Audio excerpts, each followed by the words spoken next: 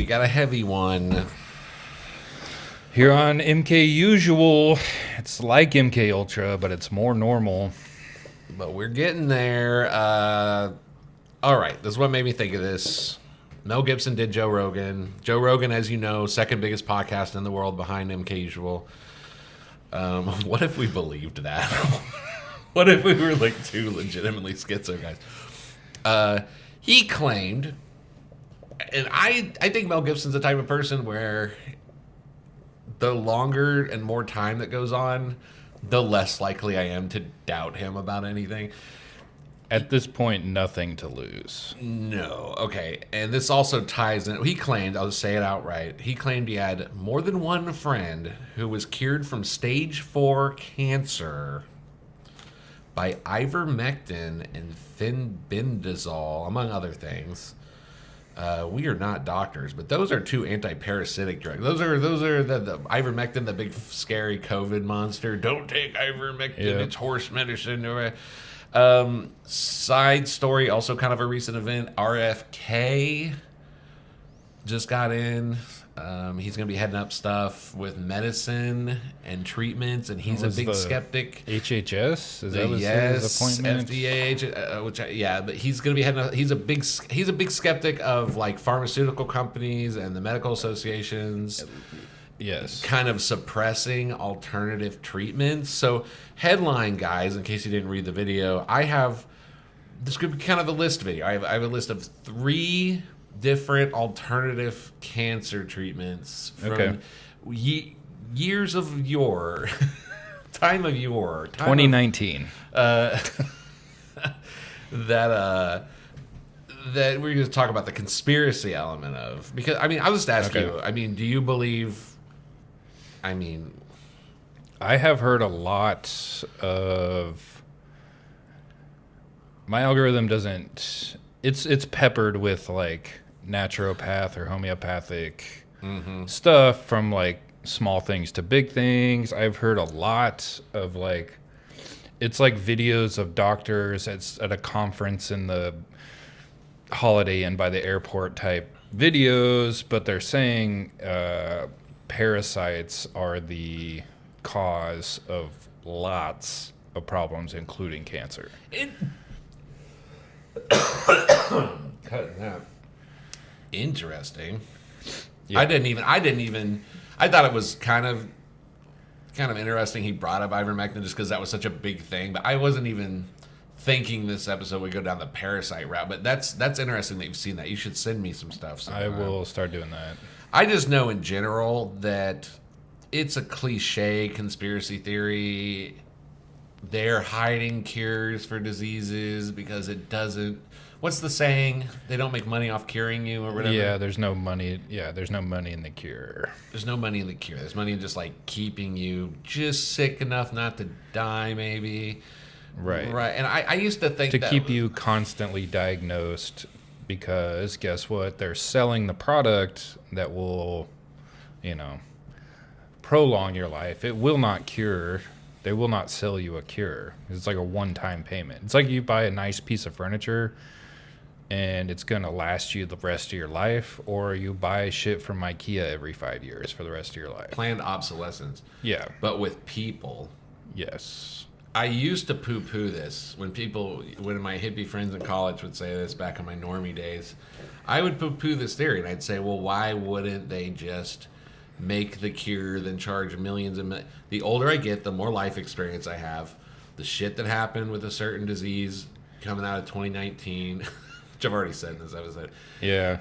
It has convinced me that pharmaceutical companies and medical organizations would do exactly the shit that the hippies told me in college that they do to stuff like this. I'm more convinced now than ever. And it doesn't, I will say this, it doesn't have to be all or nothing. It could just be a better, cheaper treatment. Mm-hmm. It doesn't have to be the magical cure. It's kind of like the car that runs on water. It doesn't have to be exactly as efficient and amazing. Like the steam-powered cars. Those existed. 1900s. Early 1900s. We had electrical cars all the way back then. And people will say, yeah, but that won't get you cross-country. That's true. But it existed. And if it doesn't pollute your city, why wouldn't you? Yeah, and also just like It's like what would we have done if we went down that rabbit hole for the last 100 years? right, How much better would it be? You know what I right. mean? But we don't. So it's like, yeah, maybe it's not.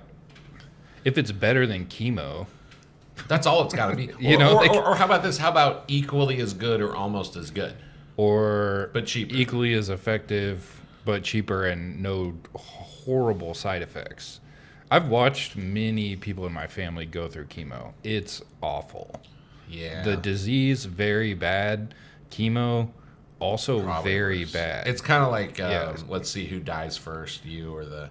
And one, you're not paying any money for. Like, one, you're not paying thousands of dollars of treatment. So the most popular one. There's a very popular documentary about it. Kind of the newest one, which still exists. We're gonna start with Dr. Stanislaw Burzynski Okay. and the I don't know this guy. antinoplastins. He developed antinoplastins, which are peptides that target cancer cells without harming healthy tissue. Okay. In the 1980s, his treatments led to remission in terminal cancer patients who failed conventional therapies. His Houston clinic grew as word of mouth spread. Then in the 1990s, the FDA, Texas Medical Board, and the Texas Medical Board raided his clinics, calling his treatments unapproved. He faced legal challenges but continued to treat patients. The conspiracy is that these antenoplasties were not patentable because they're somewhat natural, offered a cheaper alternative to chemotherapy, threatened the multi-billion-dollar cancer industry. Some believe that the medical establishment worked to suppress his success for these reasons. It's rumored that Tony Snow, actually this isn't a rumor, Tony Snow, the former White House press secretary, I believe during Bush, actually after his conventional treatment failed, went and tried this. Okay. So of course we know the FDA, we know the Texas Medical Board, we know medical boards in general. They do have ties to the pharmaceutical industry, as does the media, which is why you never hear about this. What is the documentary about this guy? Did you look it up? No, I was looking up what peptide bonds were. Okay, yeah, go ahead and explain that. Well, they're the building blocks of proteins. Peptides are short chains of amino acids, which are the building blocks of proteins. Proteins are composed of longer chains. Peptides are like what are bound together to form proteins. They have crucial roles in biological processes. They are signaling molecules, hormones, enzymes, and structural components of the body. Okay, so the documentary is called Brzezinski Cancer is a Serious Business. We're going to have to take a look at it. So that's why you can't patent it. Yes. It's like patenting a hormone. Well, but this made me when you said patent, that immediately made me think of Monsanto and their crops and their Roundup resistant seeds, which you do not buy, you lease from them. Yeah. They own obsolescence. they own they do not, the plants do not generate seed. They die after one planting, one season, and you have to start over again then as soon as you do, you're stuck in that loop.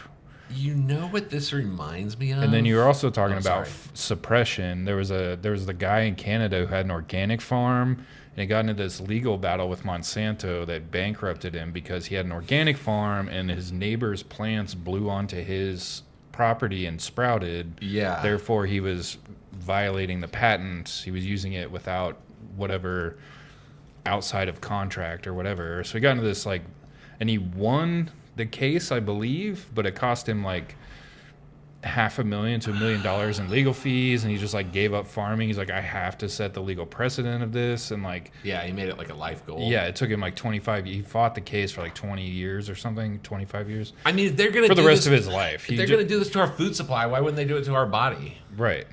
I do. Yeah. That's exactly what it. There's no thing stopping a corporate machine like that from trying to maximize profit from something. What you just said about these peptides reminded me of. Do you remember how much they came against hydroxychloroquine and ivermectin during the COVID thing? Then Pfizer came out with this thing a couple years later called Paxlovid, which people said was suspiciously clinically close to, I believe, ivermectin. They figured out a way to ivermectin. Like the patent had already dropped, like years and years. It's such an old drug. It's the You make no money off it. Yeah, it is like it's one of the most used drugs in the world for to fight parasites.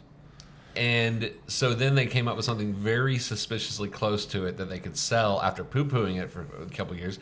That made me think about this peptides. Say this guy discovered these unpatentable peptides. They're probably trying to figure out a way to freaking and to modify it enough to sell it and have the patent. Which I swear to God, when shit like that happens, there should be huge lawsuits. You know what I'm saying? Right. If you work to suppress this peptide treatment or this ivermectin treatment, and then you come out with something close to identical or that does the same thing, there should be guillotines. Because you hurt people, you know what I'm saying? Like you hurt people just so you could take extra time, let people die. And then you can never convince me after COVID, dude. Watching CNN, they'd be like, there's no proof that anything but the vaccine works. Brought to you by Pfizer. You know what I mean? Yes. Like, Well, and okay, can I say something? no.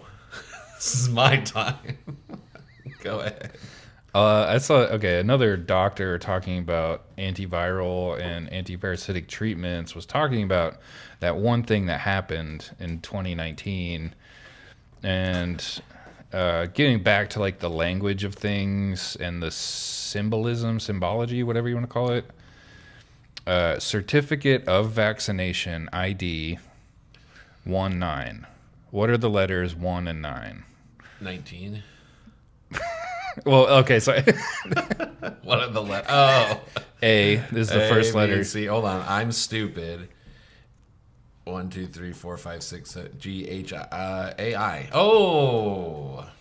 And I think it's the Moderna patent someone found recently has like nanobot technology. It has like a self-organizing. This is not a direction I thought of. That's crazy. I know it's off topic. It's like, no. It's on topic. That's the well. major topic is these companies are like killing people, possibly, or letting them die. I think it's called soft kill weaponry. So you think that the AI in the name, the 19, That pause. Yeah. You think that's like almost like a little satanic tip of the hat, kind of like how they have to tell you or whatever? They're telling you there's AI in it without telling you forthright. Is that what you're saying? Or it could just be from like the uncreative.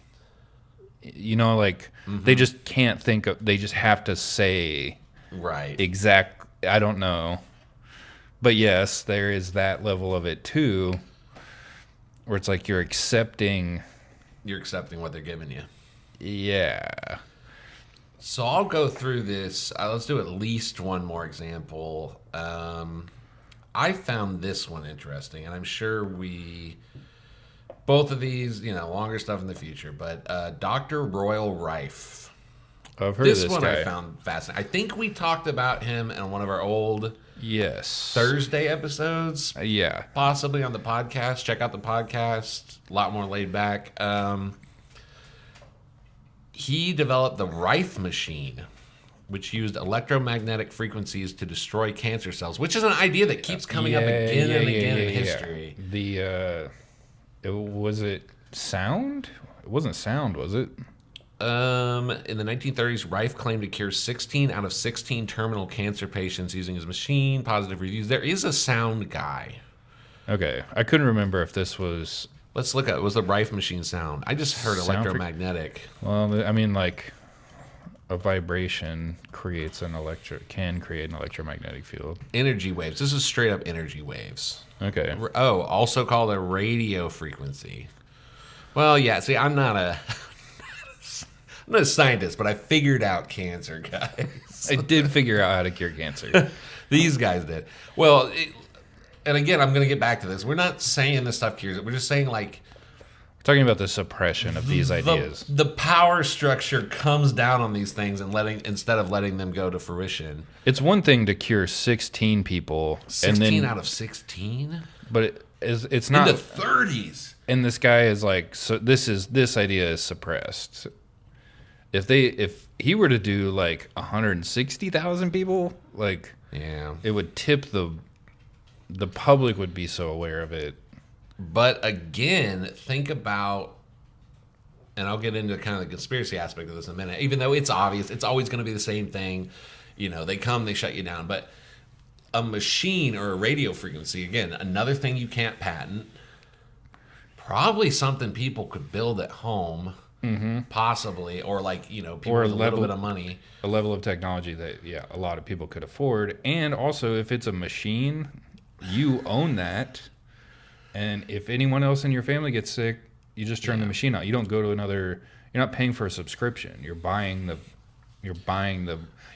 record. You're not paying for Spotify. And even if it is the type of machine you could patent, it would be The idea, close to like a consumer electronic. You know what I mean? Like Yes. it's not like these drugs that you only have to come out of a certain factory. the buttons would be on top instead of the side, and that's the difference in the patent. It creates the same. Right. Yeah. Like with those Monsanto seeds, they're just going to keep changing those up. Right. You know, so in 1939, sound familiar? The American Medical Association and the FDA raided Rife's lab, seizing his equipment, calling his device unproven and dangerous. First of all, I don't think of the American Medical Association as having like a lot of bullets. They conduct raids. I know. It's just like a bunch of doctors with You're at the a Tommy gun. You're down at the VFW and like, oh, where did you serve? And like the American Medical Association.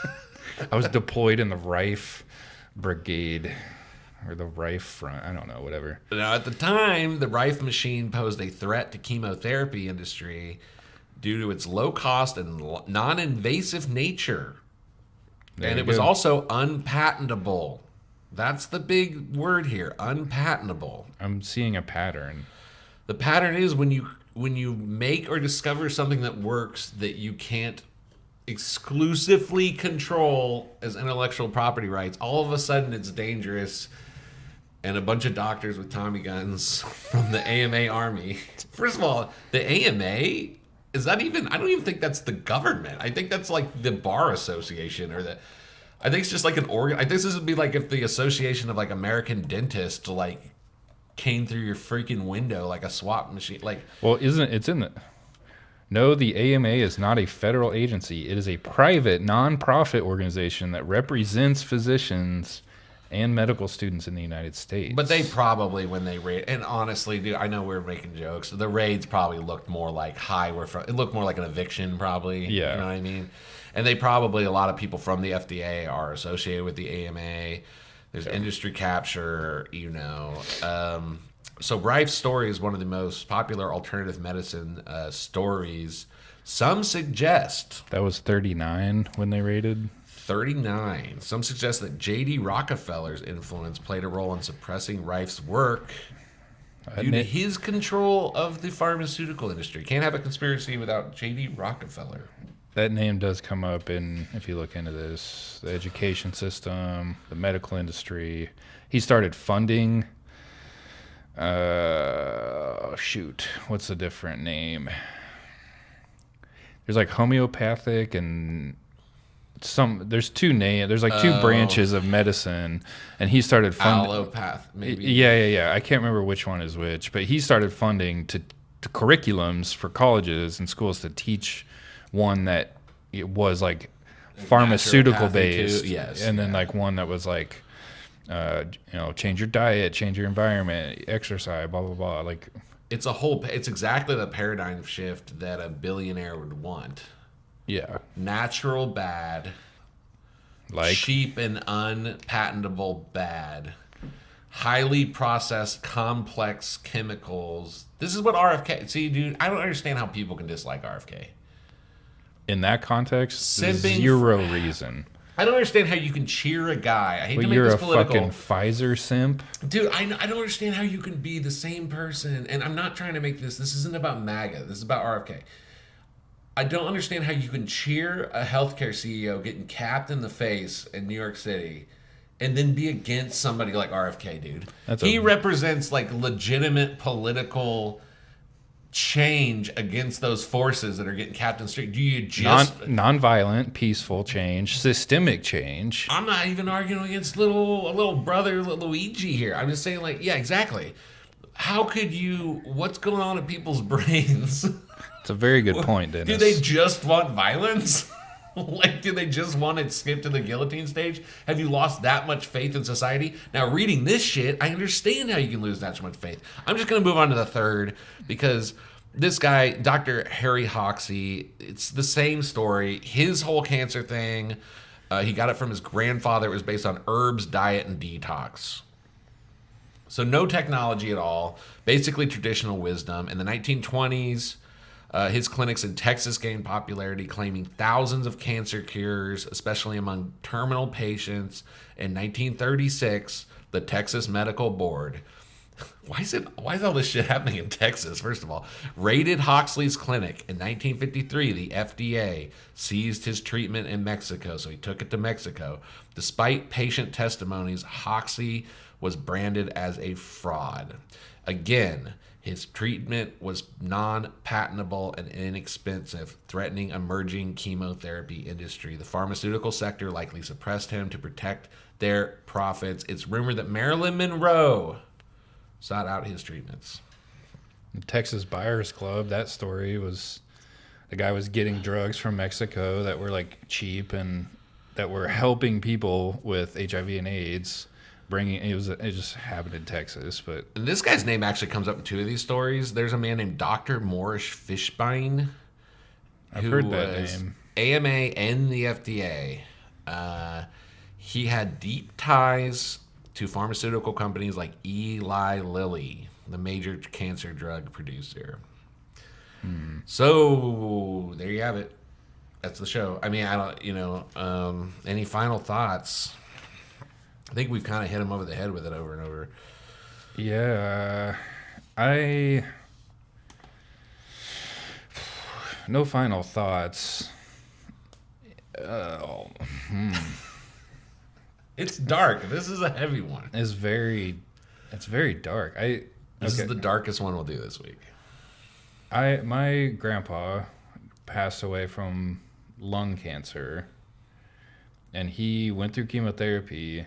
And it was rough. Seeing him get sick was rough, but frankly, he looked and sounded worse after chemotherapy. And it was like a gamble even then to like just extend his life. Yeah. It was not there was no guarantee either way, but worth a shot to try something versus not try something. Right. And if you're not aware of like or don't believe in any alternatives, like you're going to take that. You have to do it. You have to do the chemo. That's kind of that's the story a million families have had, and there's a whole have you heard of the Right to Try movement?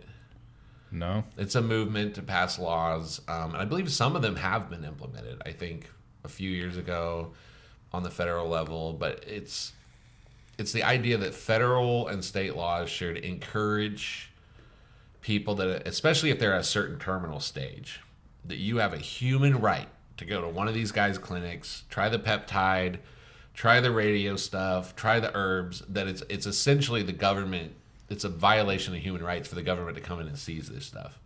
Now, you can regulate it like everything else. I'm not a total libertarian. But you can't just shut it completely down, because at some point you reach a point like your grandpa or like anyone else we know. Yeah. Anyone else we know who dies from cancer. I have people in my family as well, but you have a human right to go to one of these places as a last resort. At least as a last resort. I'm just glad we weren't Canadian, because they would have been like, you sure you don't want to kill yourself? That's a whole other We'll thing. pay for it. Before this month is over, we're going to have a freaking Canadian suicide pod episode. Well, we love you. Drop below. Don't hate to bum you out. If you have any conspiracies or anything, go ahead. Well, the suicide pods is a fucking Futurama bit that they're just out on the streets and you put a quarter in. Oh, yeah. It's a real thing. We'll do it at some point. Okay, subscribe, like. We're working hard for you, trying to cure cancer. We love you. Bye. Thug Life Certified.